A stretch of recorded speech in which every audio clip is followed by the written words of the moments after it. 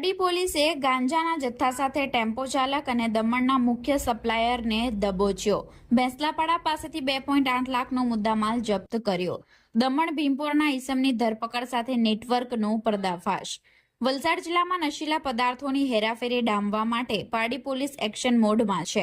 બાતમીના આધારે પારડી પોલીસે ભેંસલાપાડા 3 રસ્તા પાસેથી નાકાબંધી કરી દમણથી ગાંજાનો જથ્થો લઈને આવતા એક શખ્સને ઝડપી પાડ્યો છે અને ગણતરીના કલાકોમાં ઝડપી આ માલ આપનાર દમણના મુખ્ય આરોપીને પણ જેલના સળિયા પાછળ ધકેલી દીધો છે।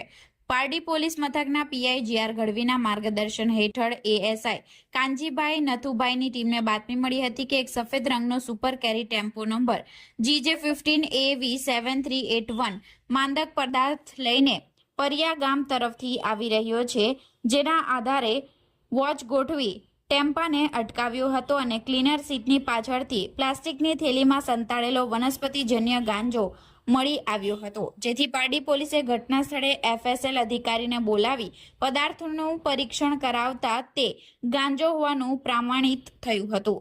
પોલીસે કુલ 74.520 ગ્રામ ગાંજો જેની કિંમત 3726, એક મોબાઈલ ફોન જેની કિંમત 5000 અને સુપર કેરી ટેમ્પોની કિંમત 2 લાખ મળી કુલ 2,08,726નો મુદ્દામાલ કબજે કર્યો છે અને ટેમ્પો ચાલક પ્રકાશસિંહ કામેશ્વરસિંહ રાજપૂત રહે બાલડા પારડી ધરપકડ કરી પોલીસે સઘન પૂછપરછ કરતા આ જથ્થો તેણે દમણના વિપિન નાગેશ્વર સાહુએ આપ્યો હતો।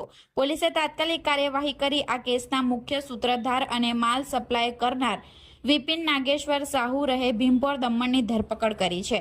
અગાઉ તે વોન્ટેડ હતો, પરંતુ પોલીસે ટેકનિકલ સર્વેલન્સ અને બાતમીદારોની મદદથી ઝડપી પાડ્યો છે।